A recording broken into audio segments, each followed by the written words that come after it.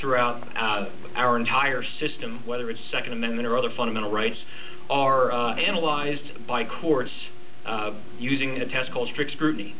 Courts look to see whether the interest the government has is compelling.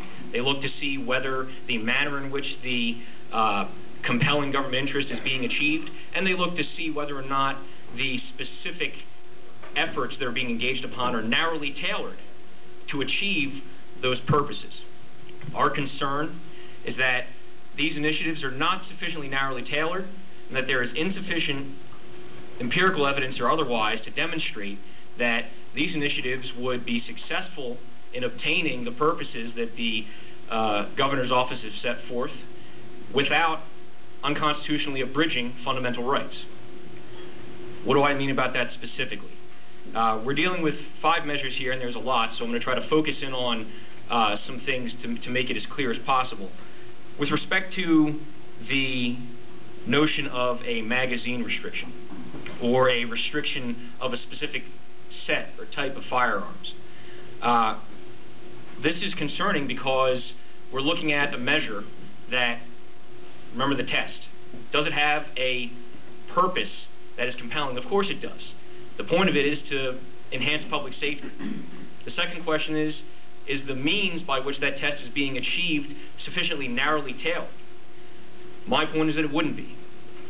There was a note made that what they'd be doing is attempting to get at a specific set of conduct and a specific set of circumstances that they wish to target.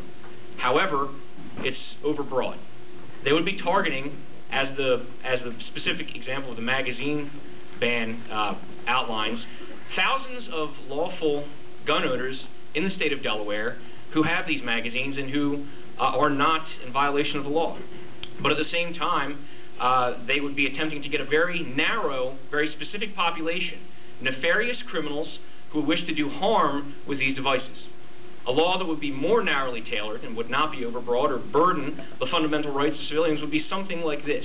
If you're found with a large capacity, or I would term it a normal capacity magazine, and you're doing a misdemeanor, or you're committing a felony, or there's reasonable suspicion or probable cause to think that that is going on, then you're confronted with an immediate, non-negotiable 8-year prison sentence. If you do it a second time, you go away forever. That would be an example of a law that directly addresses the reprehensible behavior that my organization is against, and that I believe everyone in this room is against. So it's not sufficiently narrowly tailored, and this is a fundamental right we're dealing with here. Secondly, the question is whether or not the idea of restricting magazines will address the concerns that are being raised, which is public safety and specifically preventing people from being harmed by violent crime.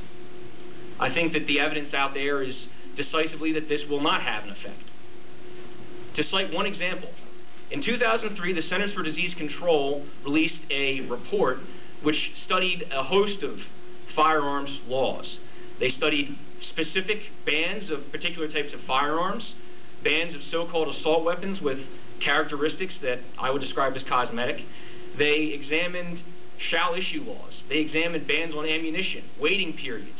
They examined laws on outright bans of firearms. And in that report, the Centers for Disease Control, with a group of individuals that had a veritable alphabet soup after their last names, undoubtedly far more intelligent than me, concluded that there was no evidence to show at all that these host of measures had any effect whatsoever on violent outcomes. So they cast a wide net. When I say violent outcomes, I don't just mean violent crime. I also mean suicides and accidental discharges of firearms, as they were defined in that study. It's called the First Reports on Gun Measures. And that showed that there was no real empirical evidence to reveal that these types of measures, which would burden the rights of individuals, the fundamental rights of individuals as recognized by the Supreme Court and our own Constitution in Delaware. And so we're concerned about these measures, and we think that there are other laws that could be proposed and passed that would directly address the individuals and the activity that we are concerned with, which are people using these tools, which can be a great defense against evil, for evil. Thank you.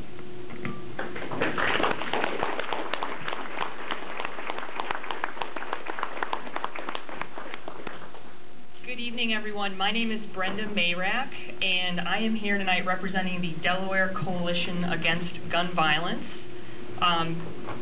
This is a relatively new group that was formed in January of this year in the wake of the tragedy at Sandy Hook.